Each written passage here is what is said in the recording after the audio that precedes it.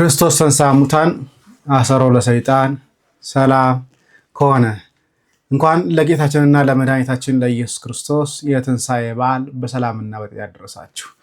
በዛሬው ዝግጅታችን ላይ ምናልባት በዋናው ቻናል ላይ ማለቃቸው ወሳኝ የሆኑ መረጃዎችን እዚህ ላይ ላካፍላችሁ ብዬ ነው። እዛኛው ላይ መረጃ እንዳላበዛባችሁ እዚህ ላይ እንግዲህ ዛሬ ቅዱስ ሲኖዶስን የቋሚ ሲኖዶስን ውሳኔ አይተናል። እሱ ጋር በተገናኘና እንዲሁም ደግሞ ወንድማችን አቦ ሌሎች ሃይማኖቶች ስለ ክርስቶስ ምን ይላሉ የሚለው ነገር ሰፋ አድርጎ ትንተና ሰጥቷል። መምህራችን ዲያቆን ሄኖክ ኃይሌም በሆነ ወቅት ላይ ስለ መስቀል አደባባይ የገጠመውን ነገር ጭምር ጥሩ አድርጎ የተናገረበት ሀሳብ ያነሳበት ነገር ነው። እሱንም በሰፊው እንዳስተዋለን በተለይ ከሃይማኖቶች ውይይቶች ጋርና ክርክሮች ጋር በተገናኘ ደግሞ ዮኒ ማኛም አንድ ጥሩ ያነሳው ሀሳብ አለ። እንዴት ነው መሄድ ያለባቸው፣ ማንን ከማን ጋር ማነጻጸር አለብን የሚለው ነገር እንመለከታለን። ወንድማችን እፎይ ደግሞ ሁለት እህትማማቾችን ላይቭ ላይ እንትን ብሏል። አንደኛው ከእስልምና የመጣች እህት ነች፣ አንደኛዋ ደግሞ እዛው እስልምና ላይ ሆና ምን ያህል ፉከራ እንደምታደርግ የምንመለከትበት ነው። አቡነ ገብርኤል ግን በዛው ላይ ስላሉ ቤዛ የሚለውን ነገርም በሰፊው የምንተነትነው ነው የሚሆነው። ምናልባት መምህር ኤፍሬም ቤዛ የሚለውን ቃል ፕሮቴስታንቶች ጋር ገብቶ ወይ ደግሞ እነ ቀለመወርቅ ጋር ገብቶ ሰፋ አድርጎ አብራርቶ አስረድቷቸዋል። የሚገባው የሚረዳ ሰው ካለ ማለት ነው። ስለዚህ በሰፊው እንደምትመለከቱ ተስፋ አድርጋለሁ። ለብዙዎች እንዲወስድ ደግሞ ሼር ማድረጋችሁን አትርሱ። እስከ ፍጻሜ ድረስ ተከታተሉት። አሁን የተገኘ ሰበር መረጃ። የኢትዮጵያ ኦርቶዶክስ ተዋሕዶ ቤተክርስቲያን ቋሚ ሲኖዶስ በብፁዕ አቡነ ገብርኤል ጉዳይ ተወያየ። ቋሚ ሲኖዶሱ ብፁዕ አቡነ ገብርኤል ቅድስት ድንግል ማርያምን በማስመልከት ባለፈው አርብ በስቅለት ዕለት በፍኖተ ጽድቅ ቴሌቪዥን ያስተላለፉትን ትምህርት ተከትሎ ነው ዛሬ ማለዳ ውይይት ያደረገው። ብፁዕነታቸው ያስተላለፉትን ትምህርት ዝርዝር ሁኔታን በመመርመር ውሳኔ ለማስተላለፍ ይቻል ዘንድ ሁሉም ቋሚ ሲኖዶስ አባላት በምልዓተ ጉባኤ በተገኙበት ለአርብ ሚያዝያ 22 ቀን 2017 ዓ.ም ቀጠሮ ተይዟል። በመስቀሉ ስንል ከቅርጽ ያለፈ ነው። መስቀሉ ማለት እኮ መከራው ማለት እኮ ነው። ምን ማለት ነው? መስቀል ኃይላችን ነው፣ መስቀል ቤዛችን ነው ስንል ምን ማለት ነው? የጌታ የኢየሱስ ክርስቶስ መከራው ስቃዩ መስቀል ተብሎ ነው የሚተረጎመው። መከራ መስቀል ቤዛ ነው ስንል ይሄ ቤዛ ሆነልን ማለት አይደለም። ኢየሱስ ክርስቶስ በመስቀል ላይ የከፈለውን ዋጋ ያሳየውን ደግነት፣ መልካምነት ማለታችን ነው። መስቀል አደባባይ ላይ የፕሮቴስታንት እምነት የሚከተሉ ሰዎች የእኛን ጸናጽል፣ የእኛን ከበሮ፣ የእኛን ንዋያት ይዘው መቋሚያ ይዘው እንደ ወረብ ነገር ሲሞክሩ ወይም የእኛን የሚመስል ነገር ለማሳየት ሲሞክሩ አይተናል። ይሄ በእርግጥ ከሕግ አንጻር የሕግ ባለሙያዎች አስተያየት ሊሰጡበት ይገባል። የኢትዮጵያ ኦርቶዶክስ ተዋሕዶ ቤተክርስቲያን የሕግ ባለሙያዎች ህብረት አለ፣ ማህበር አለ እና እዛም ላይ በቂ ጥናት አድርገው እየሰሩ እንደሆነ መረጃው አለኝ። በዚህ በጣም ተቆጭተው ለቤተክርስቲያን ከሕግ አንጻር፣ ከአይምሮ ንብረት አንጻር፣ ከታሪክ አንጻር እነዚህ ነዋያት መንካታቸው ምንድን ነው ትርጉሙ? የሕግ ጥሰት አይደለም ወይ? ንቀት አይመስልም ወይ ለሚለው ቤተክርስቲያን ምን ማድረግ አለባት? በዚህ ዙሪያ ባለሙያዎቹ አስተያየት ይስጡበት። እኔ ግን አንድ ነገር ብቻ ልናገር በዚህ ጉዳይ ላይ። የመጀመሪያው እኔ የሚታየኝ ናፍቆት ነው። የኢትዮጵያ ቤተክርስቲያን እንዴት እንደናፈቀቻቸው በእውነት እግዚአብሔር ሙሉ በሙሉ እንዲመለሱ ይርዳቸው። ማለት ይናፍቃል እኮ የብዙ ዛሬ ፕሮቴስታንት የሆኑ ሰዎች የልጅነት ትዝታ ነች የኢትዮጵያ ቤተክርስቲያን። እናታቸው ነች፣ ያሳደገቻቸው ነች፣ ምናልባት በአንዳንዶቹን ያጠመቀቻቸው ነች። ያም ባይሆን ጎረቤታቸው ነች። እሷን እያዩ እሷን እየሰሙ ነው ያደጉት። ይህንን ማንም ሊክደው አይችልም። ስለዚህ ሕሊናቸው ላይ ያለችው የገዘፈችው ቤተክርስቲያን ልትወጣ አለመቻሏን ከሚያሳዩ ነገሮች አንዱ እድሉን ሲያገኙ፣ መድረኩን ሲያገኙ እኛን ለመምሰል ነው የሚሞክሩት። ሰው ደግሞ ለመምሰል የሚሞክረው የሚያደንቀውን ሰው አይደለ ቢሳቅ። ስለዚህ ሙሉ በሙሉ እኛን እንዲሆኑ ሙሉ በሙሉ አምነው ተጠምቀው ወደ እናታቸው ወደ ቤተክርስቲያን እንዲመለሱ እንመኝላቸዋል። አስበው መርካቶ ሄደው ጸናጽል የት ነው የሚሸጠው ብለው ገዝተው፣ ከበሮ የት ነው ያለው ብለው ገዝተው እኮ ነው እንትን ያለ። ይሄ ሁሉ እኮ ውጣ ውረዳል። እንግዲህ ፈረንጅ ሲመጣ የሚያሳዩት ነገር የኛ አለመስል አላቸው። ስለዚህ ከዚች ቤተክርስቲያን ብንዋስ ሳይሻል አይቀርም ብለው ነው እና ክብራቸው ነች ቤተክርስቲያን ማለት ነው። ስለዚህ እንደዚህ በናፍቆት እና በጥም ሲቃጠሉ ማየት በጣም ያሳዝናል። ስለዚህ ናፍቆታቸውን ሙሉ በሙሉ እንዲወጡ፣ ወደ ቤተክርስቲያን እንዲመለሱ፣ እንዲጠመቁ፣ እንዲያስቀድሱ፣ እንዲቆርቡ እንመኛለን። ይሄ ነው የሚሰማኝ። እንደው ያነሳሁት ይሄንን ሐሳብ ከመስቀል አደባባይ ጋር ሐሳብ ስላነሳን ነው። በኋላ ትንሽ ዘርዘር ያሉ ሐሳቦች ነገ የሚባል ነገር የለም። አሁን ድነናል ስንል ይረበሻል። ሆነዋል እንጂ ገና ይሆናል የሚል ነገር የለም። አሁን አንድ ጴንጤ መጥቶ ድናል ይላል፣ ይረምት ድናል ይላል። አሁን ይረምት ሶስት ነው መልሱ አይደል? ድነናል፣ እየዳነን እንድናል። መልሱ ይሄ ኦርቶዶክሲ ሳሊቬሽን ይባላል። ኦርቶዶክሳዊ መዳን ይባላል። ድነናል፣ እየዳነን እንድናለን። በፕሮቴስታንት ግን ድኛለሁ በቃ ድኛለሁ ነው የሚለው። ግን ዮሐንስ ወንጌላዊ ራሱ ልጆች ሆይ መጨረሻቸው ገና አልታወቀም ነው ያለው። እንግዲህ ያለ ትንሽ ማን እንዳመጣባቸው በጣም ያስደንቃል። ወንቶ በጻድቅ ንጹሕ ይድን አይዲ ሀደወ ለኃጢ ያስተሪ ጻድቅ በጭንቅ የሚድን ሆነ ኃጢአተኛው ይገለጥ ወዴት ይገለጥ እንዳለ ቅዱስ ጴጥሮስ። ጻድቅ በጭንቅ ከዳነ ኃጢአተኛው እንዴት ይታያል? ድኜ በእግዚአብሔር ፊት በባለሟልነቱ እንዴት ይገለጣል? ይላል። ድነታችን ሰርተን የምንፈጽም ድነናል። እንዴት? አዳም ርግማን ድነናል። ከአዳም ርግማን እየዳን ነው በየቀኑ። ቅዱስ ጳውሎስ አንድ ቃል ተናግሯል። አንደኛ ቆሮንቶስ ምዕራፍ 15 ላይ ኢየሱስ ክርስቶስ ወይም ዮሐንስ በሌሎች ሃይማኖቶች ውስጥ እንዴት ነው የሚታየው? በቡዲዝም፣ በሂንዱይዝም፣ በእስልምና፣ በሌሎችም ሃይማኖቶች ውስጥ እንዴት ነው ኢየሱስ ክርስቶስን የሚመለከቱት? በክርስትና እንደሚታወቀው ኢየሱስ ክርስቶስ አምላክ ነው፣ ተሰቅሎ ሞቶ አድኖናል ብሎ የሚያምን ሁላ ክርስቲያን ይባላል። አማላጅ ነው፣ ከድንግል አልተወለደም፣ እንዲህ ነው የሚሉ ነገሮች 90,000 ቦታ ሊከፋፍሉት ይችላል እንጂ ክርስትናን ኢየሱስ ክርስቶስ አዳኝ ነው፣ አምላክ ነው ብሎ የሚያምን በሙላ ክርስቲያን ተብሎ ይጠራል ማለት ነው። ስለዚህ በእስልምና ግን እንደዚህ ትንሽ ዘወር ይላል ይሄ ነገር። እስልምና ላይ ስንመጣ እስልምና ኢየሱስ ክርስቶስ በድንግልና በጅብሪል ብስራት ነው የተወለደው ብሎ ያምናል። በዛ ላይም ደግሞ ፕሮፌት ነው፣ መሳያ ነው፣ መሲሁ ነው ብሎም ያምናል ከፋሲል። በዚያውም ደግሞ አልተሰቀለም። እሱ እንዴት ተሰቀለ ትላላችሁ? አላህ እንዴት ልጁን ያሰቀላል? ለሞት ይፈርድበታል። እሱን የሚመስል ሰው ሳምፕል የሆነ ነገር በቃ ትሪክ አርጓቸዋለሁ የሚለው አለት ነውና ሂንዱይዝም ደግሞ ምን ብሎ ነው የሚያምነው? ኢየሱስ ክርስቶስ ጋድ ነው ብሎ ነው አምላክ ነው ብሎ ነው የሚያምነው። ለምን እነሱ በብዙ አምላክ ነው። ቡዲዝም እንደዛ ቢሆንም ግን ሂንዱይዝም በቃ አምላክ ነው፣ ከአምላኮች መሃል አንዱ ነው። ቡዲዝምን ደግሞ ስንመለከት ቡዲዝም ሆሊማን ኢንላይትድ የሆነ ፐርሰን ቅዱስ ሰው የገባው የነቃ ሰው ብሎ ነው የሚያምነው ማለት ነው። ለእናንተስ ኢየሱስ ክርስቶስ ማን ነው? ለአንተ ማን ነው? ለአንቺ ማን ነው ኢየሱስ ክርስቶስ? ይህ ልጅ በዚህ በጣም ይመቸኝና በዚህ አጋጣሚ በጣም ነው የምትመቸኝ። ኮንተንትን በጣም ነው የምወደው፣ ተከታታይ ነኝ። እዚህ ላይ ባነሳው ሀሳብ ላይ እኔም የተወሰነ ሀሳብ ለመስጠት ያህል ነው። በመጀመሪያ አሁን እንዳልከው በጣም የተለያዩ ብዙ ቤተ እምነቶች አሉ፣ በክርስትና ስም የሚጠሩ ራሳቸውን ክርስቲያን ብለው ሪኮግናይዝ የሚያደርጉ በኢየሱስ አምላክነት የሚያምኑ ክርስቲያኖች ተብለው ይጠራሉ። ቤት ሲባል በዓለም ክርስቲያኖች ተብለው ይጠራሉ። ግን እዚህ ላይ አንድ ሀሳብ ለመስጠት ያህል ክርስቲያን የሚኮነው ግን ዓለም ስላለችን ወይ ጎግል ቼክ ስናደርግ ወይም ደግሞ ራሳቸውን ክርስቲያን ብሎ ሪኮግናይዝ ስላደረጉ አይደለም። ጌታ ኢየሱስ ክርስቶስ ከዚህ ምድር ወደ ሰማይ ሲያርግ ከሞት ከተነሳ በኋላ ወደ ሰማይ ሲያርግ ሰዎችን ክርስቲያን የማድረግ ተልእኮን የሰጠው ለቤተ ክርስቲያን ነው። ሂዱ አሕዛብን ሁሉ በአብ በወልድ በመንፈስ ቅዱስ ስም እያጠመቃችሁ ያዘዝኳችሁን እንዲፈጽሙ እያስተማራችኋቸው ደቀ መዛሙርቴ አድርጓቸው ብሎ የሰጠው ለሐዋርያት ነው። ማለትም ለመጀመሪያዎቹ ክርስቲያኖች ለቤተ ክርስቲያን ማለት ነው። ሰዎችን ክርስቲያን የምታደርገው የጌታ ቤተ ክርስቲያን ብቻ ናት። ሰዎች የቤተ ክርስቲያንን ትምህርት ማለትም ጌታ ኢየሱስ ሐዋርያትን አስተምሩ ብሎ የላካቸውን ያንን ትምህርት አምኖ ተቀብሎ ወደ ቤተ ክርስቲያን ሲጨመር ነው ክርስቲያን የሚባለው። ስለዚህ ሰዎችን ክርስቲያን የማድረግ ኦቶሪቲ በምድር ላይ ያላት የጌታ ቤተ ክርስቲያን ከመሆኑ አንጻር እውነተኛው ክርስቲያን ማን ነው የሚለውን ነገር የምትለየውና የምትነግረን ማናት? ቤተ ክርስቲያን ናት ማለት ነው። የጌታ ቤተ ክርስቲያን። የጌታን ቤተ ክርስቲያን ደግሞ እነዚህን ሁሉ በዓለም ላይ ያሉትን በኢየሱስ አምላክነት ስላመኑ ብቻ ወይም ኢየሱስ ሞቷል ተሰቅሏል ብለው ስላመኑ ብቻ ክርስቲያን ብላ አጠራቸውም። ክርስቲያን ተብለው አይጠሩም። በቤተ ክርስቲያን ክርስቲያን ተብለው አይጠሩም። በዓለም ግን አሁን እንዳልከው ክርስቲያን ተብለው ይጠራሉ። እና እንዳልከውም እነዚህ የተለያዩ ቤተ እምነቶች በየራሳቸው የተለያየ ትምህርት አላቸው ስለ ኢየሱስ ክርስቶስ ማለት ነው። ኢየሱስ ነብይ ብቻ ነው የሚሉ አሉ፣ እንደ እስልምና ያሉ። እንደ ሂንዱይዝም ደግሞ ከአማልክት መካከል አንዱ ነው የሚሉ አሉ። እንደ ቡዲዝም ደግሞ በጣም ጥሩ መምህር ነው የሚሉ አሉ።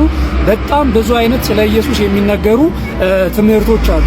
ትክክለኛው ትምህርት ግን የትኛው ነው የሚለውን ማወቅ የምንችለው እንዴት ነው? አንደኛ ራሱ ባለቤቱ ኢየሱስ ክርስቶስ ስለ ራሱ የተናገረው ነው። ሁለተኛ ደግሞ ራሱ ኢየሱስ ክርስቶስ ሂዱ ስለ እኔ አስተምሩ ብሎ የላካቸው ሐዋርያት አሉ። ወንጌልን ለፍጥረት ሁሉ ስበኩ ብሎ ሐዋርያትን ልኳቸዋል፣ ቤተ ክርስቲያንን ልኳታል። ስለዚህ ስለ ኢየሱስ ክርስቶስ ማን የሚናገረው ነው እውነት ሲባል ከጌታ የተላከችው ቤተ ክርስቲያን የምትናገረው ስለ ጌታ ኢየሱስ የምትናገረው ቤተ ክርስቲያን የምትናገረው ነገር እርሱ እውነት ነው። ምክንያቱም ጌታ ኢየሱስ ቤተ ክርስቲያንን ነው ለፍጥረት ወንጌልን ስበኪ ብሎ የላካት ማለት ነው። ወንጌል ማለት ሮሜ ምዕራፍ 1 ላይ እንደተቀመጠው ይህም ወንጌል በስጋ ከዳዊት ዘር ስለተገለጠው እንደ ቅድስና መንፈስ ግን ከሙታን መነሳት ስለተነሳው በክብር የእግዚአብሔር ልጅ ሆኖ ስለተገለጠው ስለ ልጁ ነው፣ ይህም ኢየሱስ ክርስቶስ ነው ይላል። ስለዚህ ወንጌል ስለ ልጁ ነው።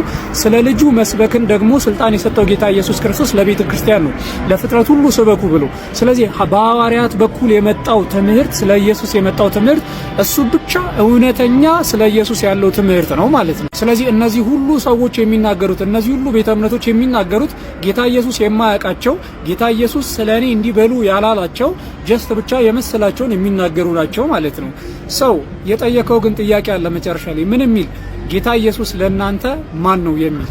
ይህ ጥያቄ አሁን ባልኩ መልኩ ነው የሚመለሰው። የመጀመሪያው መልስ ምንድነው? ጌታ ኢየሱስ ክርስቶስ ስለ ራሱ የተናገረው ነው። ራሱ ስለ አንድ ሰው እንግዲህ ራሱ ከሚናገረው በላይ አይ አንተ እንዲህ አይደለም እንዲህ ነው ብለን እኛ ልንናገርለት አንችልም። ጌታ ኢየሱስ ክርስቶስ ስለ ራሱ ሲናገር ምን ብሏል? ሁሉን የሚገዛ ጌታ አምላክ አልፋና ኦሜጋ እኔ ነኝ።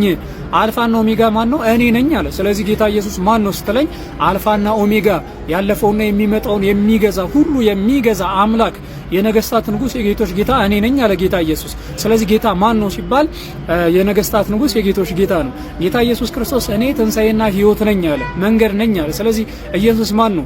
ሕይወትና ትንሳኤ መንገድ ነው ጌታ ኢየሱስ ክርስቶስ እያለን ራሱ ኢየሱስ ክርስቶስ የተናገረውን እንናገርለታለን ማለት ነው። ሲቀጥል ደግሞ ስለ ጌታ ኢየሱስ ስለ እኔ ሂዱና አስተምሩ ብሎ የላካቸው ሐዋርያት አሉ። ስለ ራሱ አስተማራቸው። ከዛ ይሄንን እኔ ነገርኳችሁን ሄዳችሁ ደግሞ ለፍጥረት ስበኩ ብሎ የላካቸው ሐዋርያት አሉ። እነርሱ ስለ ኢየሱስ ምን አሉ ሲባል ኢየሱስ ክርስቶስ ለዘላለም የተባረከ አምላክ ነው። ኢየሱስ ክርስቶስ የሕያው እግዚአብሔር ልጅ ነው። ኢየሱስ ክርስቶስ ከዘላለምም ከአብ ጋር የነበረ የአብ ቃል ነው። ኢየሱስ ክርስቶስ ሁሉን የሚገዛ የፍጥረታት ሁሉ ገዢ ነው። ኢየሱስ ክርስቶስ ሰማይና ምድርን የፈጠረ አምላክ ነው አሉ። ስለዚህ ኢየሱስ ማን ነው? እውነተኛ አምላክ ነው። ኢየሱስ ክርስቶስ ማን ነው? ሁሉን የሚገዛ ጌታ ነው። ኢየሱስ ክርስቶስ አዎ ሞቷል፣ ተነስቷል፣ በክብርም አድርጓል። ይህንን ደግሞ ራሱ ኢየሱስ ክርስቶስ ከኢየሱስ በፊት የነበሩ ነቢያት፣ የኢየሱስ መላእክት፣ የኢየሱስ ሐዋርያት፣ በሰማይ ያለው አባቱ አብ ሁሉ ተናግረውታል። ስለዚህ ኢየሱስ ክርስቶስ እንደሞተ፣ እንደተነሳ፣ እንዳረገ፣ በክብር እንዳረገ፣ ዳግም እንደሚመጣ አምላክ እንደሆነ ከራሱ ስላረጋገጥን ኢየሱስ ክርስቶስ እውነተኛ አምላክና የዘላለም ንጉስ ነው። ሰላም ክርስቶስ ይብዛላችሁ። ማርያም ቤዛዊት ዓለም ትባላለች ወይ ነው? አዎ ብለዋል። አዎን ካሉ በየትኛው ማስረጃ ላይ ተመስርተው ነው ማርያምን ቤዛዊት ዓለም ያሏት? አሁን ማስረጃውን እንዲሰጡን ነው እየጠየቅን ያለን። ክርስቶስ የዓለም ቤዛ የሆነውን ክርስቶስ ስለወለደች የዓለም ወኪል ስለሆነች ቤዛዊት ዓለም ብላት ዘንድ ተገደድኩ። መጽሐፍ ቅዱሳዊ ወይም ጌታን ስለወለደች ቤዛዊት ዓለም ትባላለች የሚል ትምህርት የቱ ጋር ነው ያለው? መጽሐፍ ቅዱስ ብቻ የሚል እምነት እኛ የለንም። አይ ብቻ አላልኩም እኔ እኮ አሁን ሌሎች መጽሐፍትም ውስጥ ካለ ማለት ማርያም ኢየሱስን ስለወለደች ቤዛዊት ዓለም ትባላለች የሚል ትምህርት አለ ወይ ነው? በጣም በብዙ ቦታ ሰዓታቱ በጠቅላላ ሌሎቹ መጽሐፍት ቤዛዊተ ኩሉ ማርያም ስለወለደች ነው የሚለው። ስለወለደች የሚል ሲያሳዩ ስለወለደች የሚል ሳይሆን ቤዛዊተ ኩሉ ሚላትን ቃል ነው እየተናገሩ ያለሁት እኔ። አይደለም ያሉኝ እኮ ስለወለደች ቤዛዊት ዓለም ትባላለች ነው ያሉኝ አይደል? በመጀመሪያ እኔ ደግሞ እያልሁ ያለሁት በመጀመሪያ ወደ እሱ ሀሳብ እንድንገባ በቀዳሚ ሀሳብ ስንነጋገር እመቤታችን ቅድስት ድንግል ማርያም ቤዛ ለመባሏ ቤዛ በምን ሲታይ ነው? ቤዛ የሚለው ቃል ለስቅለት ከሆነ ቤዛ የሚባለው ክርስቶስና ክርስቶስ ብቻ ነው። ተጨማሪ ተቀዳሚ ተከታይ የሌለው ቤዛ ክርስቶስ ነው። በምን በነገረ ስቅለቱ ዙሪያ ካወራን ማለት ነው። በሌላው ሀሳብ ደግሞ ቤዛ የሚለው ወኪል ምትክ የሚል ትርጉም በሚሰጠው ጊዜ ደግሞ ወኪላችን ናት፣ ቤዛ እንላታለን። ዓለም በጠቅላላ ንጽህናን ባጣበት ሰው በአዳም መርገም በሚቅበዘበዝበት ዘመን ንጽሕት ዘር ስንዱ እመቤት ወላዲተ አምላክ ቅድስት ድንግል ማርያም ዓለምን ወክላ በንጽህና አንድ መንግስት ሳይሆን የመንግስታትን ንጉስ ወልደ እግዚአብሔር ኢየሱስ ክርስቶስን በማህፀኗ ስለወሰነች ስለ ንጽህናዋ የዓለም ወኪል ስለሆነች ቤዛ የሚለውን ወኪል በሚለው በምንጠቀምበት ጊዜ የዓለም ቤዛ ናት ብለን እንናገራለን ማለት ነው። ቤዛ የሚለው ተላልፎ መሰጠት በሚለው ጊዜ ደግሞ ተላልፋ የተሰጠች ናት። ስለኛ ግብጽ መሰደድ ለእኛ ቤዛነትን የተሰደደችው የአዳምን ስደት ነው የተሰደደችው ማለት ነው። ማለት እኮ እሱን እኮ አሁን ለምሳሌ ወደ መጽሐፍ ቅዱሱ ከመጡ ለምሳሌ ይሄ ክፍል ማርያምን ቤዛ አላሰኛትም፣ ስለወለደችም ደግሞ ቤዛ ናት የሚል ትምህርት የለም። እናንተ ግን ያው በፈቃዳችሁ ቤዛ ልትሏት ትችላላችሁ። በብዙ የቤተክርስቲያን መጽሐፍትም ውስጥ ቤዛዊተ ኩሉ ዓለም የሚሉ ብዙ ንባቦች እንዳሉ እናውቃለን። ግን ቤዛ የተባለችበት መሰረቱ ምንድን ነው?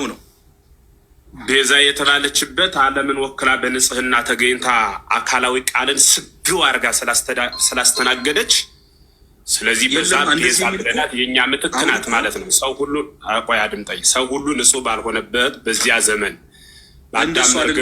የቤዛነት ጉዳይ በዚያ ዘመን እርሷ ንጽሕት ሆና አብረን ካወራን አንግባባም። አብሮ ይበላል እንጂ እኮ አብሮ አይወራም አይደል? እንዴት በተራ እናውራ። አቁም ካልከኝ ባለሁበት ላቁምና ሀሳብን እስክትጨርስ ላድምጥህ። የተገናኘንበት ዋና ቁም ነገር ስለ እውነትን ፍለጋ አማናዊቷን ሃይማኖት መያዝ፣ ወንጌልን መማማር ነው። በወንጌል ውስጥ ደግሞ ጥላቻ የሌለበት ፍቅር፣ መለያየት የሌለበት አንድነት የሰፈነበት ሀሳብ ስለሆነ ሳንነቃቀፍ ተደማምጠን ሳንለያይ ተከባብረን በሀሳብ በደንብ ብንወያይ ፍጻሜያችን ያምራል ብዬ አስባለሁ። ከዛ ውጭ እኔም መውረድ እናንተን ማስወጣት መሰዳደብ ነው የሚሆነው። ያ ደግሞ ለሃይማኖት ይቅርና ለስጋዊ ንግድም የማይሆን ሀሳብ ስለሆነ ከሱ እንውጣ። ስለዚህ አብሮ በሀገራችን ባህል ሲበላ እንጂ ሲወራ እናውቅም ነው አሁን እያልኩ ያለሁት። 5500 ዘመን የሰው ልጅ በጨለማ ህይወት እንደነበረ መጽሐፍት ይነግሩናል። ይሄ ሁላችን እናምናለን፣ እንቀበለውም አለን። ስለዚህ ጌታ በሐሙስ ዕለት ወበመንፈቃ ዕለት ትወለድ ሞለት ተወለድከ 5 ቀን ተኩል ሲፈጸም ከልጅ ልጅ ተወልጄ ተብላ ስትፈለግ የኖረችው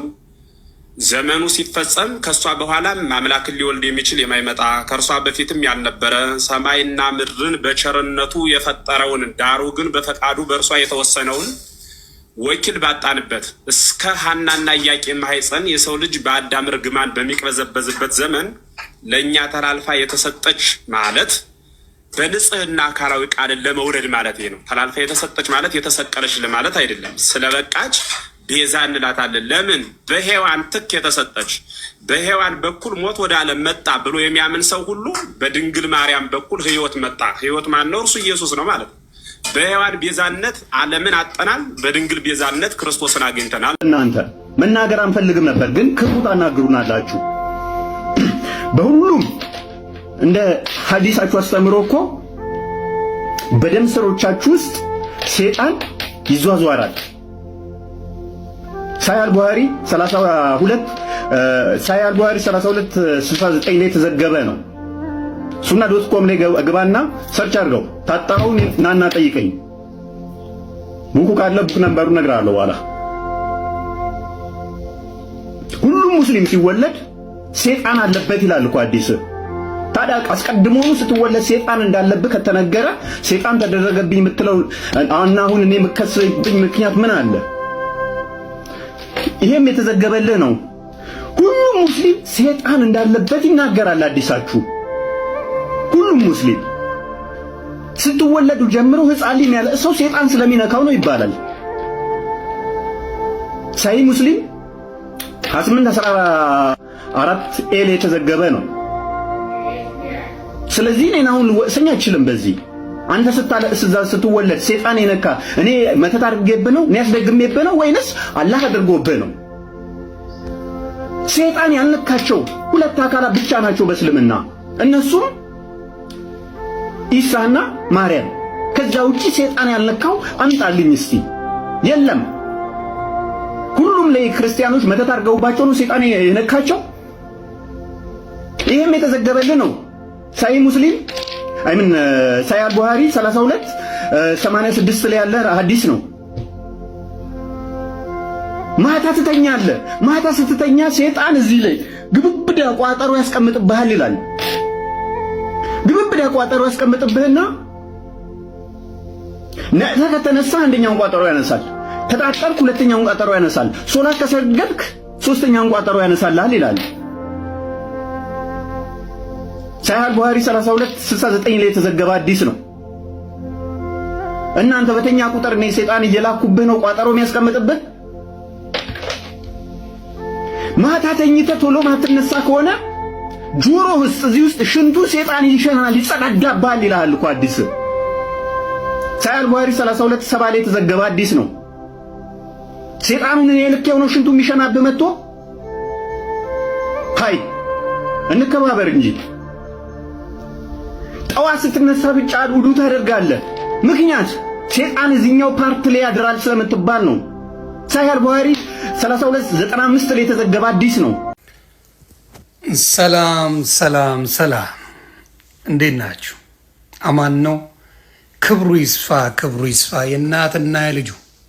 ሰሞኑን በተፈጠረው በኦርቶዶክስ በፕሮቴስታንት እንዲሁም በፕሮቴስታንት በኦርቶዶክስ በሙስሊም የተፈጠረውን ነገር ለመቋጨት አንድ ነገር ልበል። ብዙ ጊዜ መታዘብና መፍትሄ ይዞ መምጣትን የመሰለ ነገር የለምና አንድ ነገር ልበላችሁ። ሁልጊዜ ክርክራችሁ ተመልካቾቻችሁ እንኳን ማስተዋል ያቃተው ነገር የሚያደርጉን ነገር አለ። በጣም ከሚያስቀኝ ነገር ከኦርቶዶክስ ወይም ከፕሮቴስታንት ከሙስሊም አንድ ነገር ልናገር። ሙስሊም ነብዩ መሐመድ ነብያችን ነው ብለው ነው የሚያምኑት። ኦርቶዶክስና ፕሮቴስታንት ደግሞ ኢየሱስ ክርስቶስ ጌታችን ነው ብለው ነው የሚያምኑት። ጌታችን መድኃኒታችን ብለው ነው። ክርክሩ ግን በሚያስቅ ሁኔታ በሁለቱም በኩል ነብዩ መሐመድን ኦርቶዶክስና ጴንጤ ምን እንዳደረጉ እንደ መልአክ አድርገው እንዳዩ አድርገው ነው የሚያዩት። ምን እንደሆነ ልክ አምላክ እንደሆነ አይተው። ነብዩ መሐመድ መወዳደር ያለባቸው ከነብዮች ጋር ነው። እንዲሁም ሙስሊሞች በሚያስቅ ሁኔታ ነብዩ መሐመድን ኮምፔር የሚያደርጉ ከኢየሱስ ክርስቶስ ጋር ነው። ነቢያትን ከነቢያት እንኳን ኮምፔር ለማድረግ ኦርቶዶክሱም ጴንጤውም ሙስሊሙም ተወዛግቧል። አሁን ነብዩ መሐመድ መወዳደር ያለባቸው ከነቢያቶች ጋር ነው። ከነማ ጋር? ከነ ሙሴ ጋር፣ ከነ ዳዊት ጋር፣ ከሌሎችም ጋር ብታወዳደሩና እንደዚህ አድርገዋል እንደዚህ አላደረጉም የሚባለው ነገር ቢመጣ ውሃ የሚያነሳ ክርክር ይመጣል። አሁንም ሙስሊሞች የሚያደርጉት ነብዩ መሐመድን ከክርስቶስ ጋር ኮምፔር እያደረጉ ፌል ያደርጋሉ። እንዲሁም ደግሞ ኦርቶዶክስና ፕሮቴስታንት ክርስቶስን ከነብዩ መሐመድ ጋር ኮምፔር እያደረጉ ፌል ያደርጋሉ። ስለዚህ የሚነጻጸረውን እንኳን በማያውቁ ከዛ በኋላ እንደ ከብት የሚነዳ ተከታይ ያላቸው ባዶ ይገባሉ። the biggest problem is that ኦርቶዶክስና ጴንጤ ደግሞ የሚከራከርበትን ልንገራችሁ። ኦርቶዶክስና ጴንጤ የሚነጋገረው ልክ ኦርቶዶክስ ተዋህዶ ቅድስት ድንግል ማርያምን አመልካለሁ ያለ አስመስለው ነው የሚያደርጉት።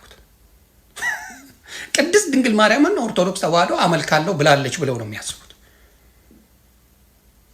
በሳቅ የሚገል ነገር ብላ አታውቅም። የሚመስላቸው ክርክራቸው በሙሉ ፕሮቴስታንቶች ከኦርቶዶክስ ጋር ቅድስት ድንግል ማርያምን አምላክ አድርገዋል ብለው ነው የሚከራከሩት። በመሰረተ ክርስቶስ ላይ ፕሮቴስታንት ራሳቸው መስክረዋል። በሚስጥረ ሥላሴ ላይ በመሰረተ ክርስቶስ ላይ አንድም ኦርቶዶክስን የሚያህል የሚያብራራ በፕሮቴስታንት የለም። አንድ ነው የምለው ለመሐላ የላቸው። ክርክሩን ግን አያቸው አይደል? ሰውን ኮንፊውዝድ ያደርጉታል። ነብዩ መሐመድን ከነቢያቶች ጋር ማወዳደር ሲገባ ከክርስቶስ ጋር እንዲወዳደር ያደርጉታል። የሌቦች ስራ፣ የማጭበርበር ስራ በሙስሊምም በኦርቶዶክስም በፕሮቴስታንትም አሉ። በመሰረተ ክርስቶስ ላይ የሚከራከር አንድ ፕሮቴስታንት ሊመጣ አይችልም። አያችሁ፣ this is the biggest problem። እና ህዝቡን የሚያቀውሱት የሚወዳደረውን እንኳን ባላንስ እያደረጉ አይደለም። ክርስቶስን ከቅድስት ድንግል ማርያም ጋር ነብይ የሆነውን ነብዩ መሐመድን ከክርስቶስ ጋር ከአምላክ ጋር ያደርጉ ኮምፔር ያደርጉና ህዝቡን ምን ያደርጉታል? ያፋጩታል። ህዝቡን ያጋድሉታል። ህዝቡን ያባሉታል። ይሄ ነው ትልቁ ችግር። ስለዚህ ነብዩ መሐመድ ጦርነት አድርጓል ካልከኝ፣ ሙሴ ጦርነት አድርጓል፣ ዳዊት ጦርነት አድርጓል፣ ሳምሶን ጦርነት አድርጓል፣ እያንዳንዱ ጦርነት አድርጓል በነቢያቶች። ስለዚህ በእነሱ ነብያቸው ለነሱ በነቢይ ከሄድክ ትክክለኛ ነው። በእነሱ ከሄድክ በክርስቶስ ደረጃ አይደለም። እነሱም ደግሞ በሳቅ የሚገሉ ሲከራከሩ ከኢየሱስ ጋር ነው ጸባቸው ከኢየሱስ ጋር አድርገው ኢየሱስን ከነብዩ መሐመድ ጋር ኮምፔር ይደረጋል። መደረግ አይቻልም። ለምን ኮምፔር እንደማይደረግ መናገር የምቻለው በሙስሊም ራሱ ክርስቶስ በእናንተ ራሱ 7ኛው ሰማይ ላይ ነው ያለው። ኢየሱስ ክርስቶስ 7ኛው ሰማይ ላይ ነው ያለው። መጥቶ ከ33 ዓመቱ በ70 ዓመቱ ይሞታል ብላችሁ የምታምኑት እምነት ነው። ስለዚህ ኮምፔር ለማድረግ ራሱ የሚከብድ ነው። ክርስቶስ ነቢያትን ከነቢያት ኮምፔር አድርጉ፣ አምላክን ከአምላክ ጋር ኮምፔር አድርጉ። ይሄ ነው መደረግ ያለበት። በሁለቱም በሙስሊም በፕሮቴስታንትም በኦርቶዶክስም መሆን ያለበት ክርክር ነቢያትን ከነቢያት ጋር አምላክን ከአምላክ ጋር መሆን ሲሆን የዛኔ ነገሮች ይፈታሉ ብዬ አስባለሁ። ስለዚህ ይሄ ክርክራቸው አሁንም ልክ ነቢዩ መሐመድ ሲባሉ ነቢያቶችን አምጡ፣ ክርስቶስ ሲባል ፕሮቴስታንትና ኦርቶዶክስ በመሰረተ ክርስቶስ በሚስጥረ ክርስቶስ እንዲሁም ደግሞ በሚስጥረ ስላሴ ኑ ከኦርቶዶክስ ጋር ተከራከሩ አትችሉ። ቅድስት ድንግል ማርያም አምላክ አይደለችም ብለንም ኦርቶዶክስ አምኖ አያውቅም። ስለዚህ ይህንን ነገር እንድታስተውሉ ነው። ከዚህ በኋላ ያለው ጸብ መስተካከል ካለበት በዚህ መልኩ ይስተካከል። ላለው ሰላማችሁ ይብዛ። መልካም ጊዜ። ሰሞኑን የተፈጠረው ውዥብታ በጣም አሳዛኝ ነው። ሁሉም ንጽጽር ልስራ እያለ እየተባላ ነው። ግን ቢስተካከል ጥሩ ነው ብዬ አስባለሁ። አምላክ የሚከብርበት ስራ አንዳችሁም እየሰራችሁ አይደለም። አምላክ የሚንቋሸሽበት ነቢያቶቻችሁ የሚንቋሸሹበት ሙሉ ስራ እየሰራችሁ ስለሆነ የቅድስና ስራ እንዳልሆነ ለሁላችሁም ልናገር እፈልጋለሁ። ሌሎቻችሁ ግን በርቱልኝ። ሰላማችሁ ይብዛ። ሀያት ነኝ ወለየዋ። መልካም ጥያቄ ያለሽ በክርስትና ላይ ወይንስ እንጠይቅሽ? ቀጥል። ደግሞ እኔ እህቴን ፈልጌ ነው የገባሁት። ብስቡልኝ ደስ ይለኛል። የቱ ጋር ነው ያለ? አንድ ቁጥር ጻፊ በያት። ከፍራለች ምናምን ሲሉ ሰምቼ ነው በውስጥ አልመልስልኝ ስላለኝ ምን እንድትማር አለ ከታይ እየሰማሃት አይደለ? እያየሁት እንድትማር ነው። ምን እንደምትማረው ሳታስተምሮ እያከፈራችሁ በውሸት እናንተ ፈልገው መሰለኝ ቦስ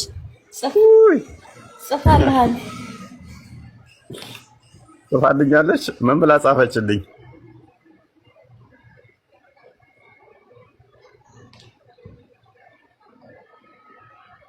ያው አንዳንድ ቁጥር ጻፍልኛል ከጽፋለህ። ያው አሁን የለችም እኮ። እሺ አንድ ቁጥር ጻፊ። አላየዋትም። ምንድነው ማን ነው ስሟ? የፍቅር ተስፈኛ ምናምን ብላ ነው ነው የሚለው። የፍቅር ተስፈኛ። ያው እቺን ነው የፈለግሽው?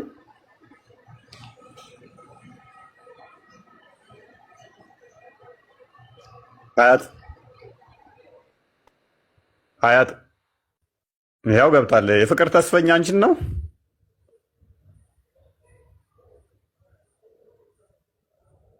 ሰማለሁ እኔ ሰማለሁ። አንቺን ነው እንደ የፍቅር ተስፈኛ? አዎ ሰላም ብያለሁ። እንዴት ናችሁ? እንዴት ነሽ? ሁሉ ሰላም ነው? እግዚአብሔር ይመስገን። ከእስልምና ነው የመጣሽው? ሰዋራህ ነው ግን? አዎ። ኦኬ። ከእስልምና የመጣሽ ነሽ? አዎ። ያው ማለት እኔ ማመስገን አልችልም። በጣም ነው የማመሰግነው ከጨለማ ስለወጣኝ። ወይኔ ለምን እንትን ትያለሽ? ችግር የለውም። መልካም። እሺ ምነው በውስጥ መልሽልኝ። አላወራም መልሽኝ እኮ ላውራት እኔ ትፈቅድልኛለህ? ሀያት ታወሪያለሽ። ቆይ ችግር የለውም። አንቺም እንትን ስለምትይ ችግር የለውም። የፍቅር ተስፈኛ ዋናው አንቺ መድኃኒትሽ ነው ሀያት። እንደ እህትሽ አንቺም ከጨለማ የምወጭበት ሩቅ አይሆንም፣ ቅርብ ነው። ዋናው ተስፋችንም አላማችንም እቅዳችንም እኔ አብጃለሁ። አልሐምዱሊላህ አልሐምዱሊላህ። ሀያት ተረጋጊ።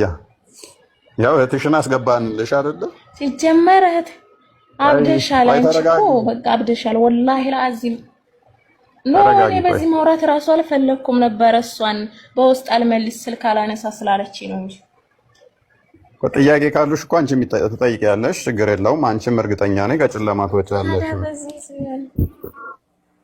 እና አሁን እኔ እና አንቺ ደግሞ እዚህ ልንሟገት ነው ወይስ ምንድን ነው? እሺ አብጃለሁ እንበልና አብጃለሁ እና በምን ልታድኑ ይፈልገሽ ነው? በመስቀል ነው? በጸበል ነው? ወይስ የትኛው እምነት ልዳን? እስልምና ውስጥ በሆነ ነው። አሁን እዚህ ገብተሽ አትረብሽ። ለማንኛውም እኔ እና አንቺ ዝም ምን ማገትበት አይደለም። ለማንኛውም ሰላም ብዬሻለሁ እህቴ። ብቻ በነገራችን ላይ ብታስተምሩልኝ ደስ ይለኛል። ታላሽ እህቴ ነኝ። ኦኬ ታናሽሽ ነች? ታናሽሽ ወኔ ታናሽሽ ነች? ትማራለች። ታናሽ እኔ መልካም ኔታንሽና ወሪምስ ምንድነው?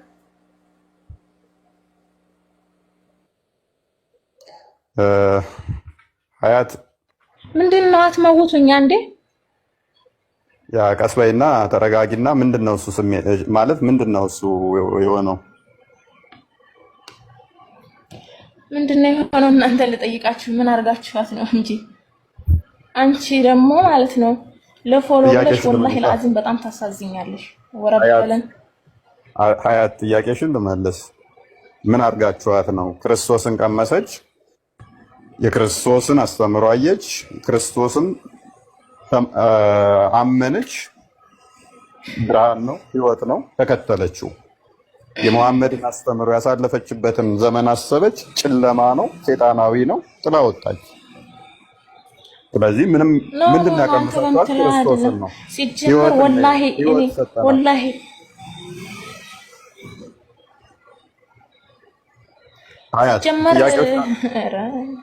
አዩዬ ጥያቄዎች ይኖሩሻል አውቃለሁ። ጥያቄዎች ካሉሽ ጥያቄዎችሽን እንመልሳለን። ማለት በአንደኛው ሴንቸሪ ላይ ነው ያለነው የተለጠኝ ነው። ሲጀመር እኔ እናንተን ተከታትዬም አላውቅም ተምሬም አላውቅም። ለምን እማራለሁ? አልሐምዱሊላህ ረብል ዓለሚን የለቀኝን እኔ ያውቃለሁ። ስለዚህ አሁን በጣም ተሳዝኛለሽ ወላሂ። ተቻልሽ በውስጣሪ ምን እናግዝሽ? እሺ እኔ ነው ታግዙኝ እናንተ። ለእናንተ አላህ ሀዲያ ይስጣችሁ። ዱአ ሀዲያ ማለት ሀዲያ ደቡብ ውስጥ ያለው ሀገር ነው። ጥያቄ ካለሽ ጠይቂን፣ አሊያም እንጠይቅሽ። እሺ እንድንድን እሺ ጥያቄን ጠይቅሽና መልሽልን። እሺ እህትሽንም ታድኛታለሽ። ያው እህትሽም ወደ አንቺው እንድትመለስ እንጠይቅሽ። አሊያም እስልምና እውነት ከሆነ እውነት ነው። አልሐምዱሊላህ እናንተ በምትሉት ወንድ ልጅ አናመልክም። እናውቃለን። አላህ ወንዳገረድ ነው ማለት ነው። ምክንያቱም ጺም አልባ ሆኖ ለሙሐመድ ተገልጦለታል። ጥያቄያችን እሱ ስላልሆነ ተረጋጊና እህታችን ተረጋግተሽ ጥያቄ ካለሽ ጠይቂን፣ አሊያም እንጠይቅሽ፣ አሊያም በክብር ውረጂ። ስፔሻል ኧረ እኔ እወርዳለሁ ማለት ጥያቄ የሚያውቁትን አትጠይቅም። እነሆ እሱ ጋር ገባም እንደ እንትን ካለ እውቀቱ ካለ ነው። እዚህ ጋር የማያውቁ ልጆች በውሸት እንትን እያልኩ እያከፈርክ፣ አንቺ ደግሞ በውስጥ አውሪኝ። መልካም ታወራሻለህ። በቃ እኔ ተባበርሻለሁ። በውስጥ ስለ ክርስቶስ ጌትነት አምላክነት ትሰብክሻለች። እንደዛ አይደለም። ከቻልሽ ማለት ብትማሪ ደስ ይለኛል። ባታወርዷት እኔ ወርዳለሁ፣ እሷም ባታወርዷት ራሳት አልወረደች ባታወርዷት ደስ ይለኛል። እና ደግሞ ይሄ ማለት መናገር አልችልም። በጣም ነው የማመሰግነው። እፎይ ከታችም ሁኔ ቢሆን ተረድቼ ወደ ብርሃኑ መጥቻለሁኝ። ስታስተምር ምናምን እንደዚህ ስታስተምር ከታች እየሆንኩ እያዳምጣለሁ። እኔ ጥያቄ እንኳን ጠይቄ አላውቅም። በራሴ ተረድቼ እግዚአብሔር ይመስገን ወደ ቤቱ ስለመጣሁ እና እህቴን ደግሞ በእግዚአብሔር ስም ማለት በጸሎት አስቡልኝ። ብታስተምሯት ደስ ይለኛል። ማርያም እናስተምርልሻለን፣ ትማራለች። ክርስቶስ አልሐምዱሊላህ ወላሂ ትላለች። እርግጠኛ ነኝ ትማራለች። አሁን ለህዝዋን እርግጠኛ ነኝ አያት ለህዝዋን ነው አሁን የምንልህ ነው ትማራለች። አሁን በኋላ ሁሉም ሲጀምሩ እንደዚህ ነው። መጀመሪያ ጊዜ ላይ ያላግጣሉ፣ ያሾፋሉ ምናምን ነገር ከጊዜ በኋላ ነው ሲጀመር። እናንተ አንቺ ደግሞ ማለት ነው ወላሂ ለፎሎ ብለሽ ከሆነ ታሳዝኛለሽ። ወረበል ተባን አስተግፊሩላህ።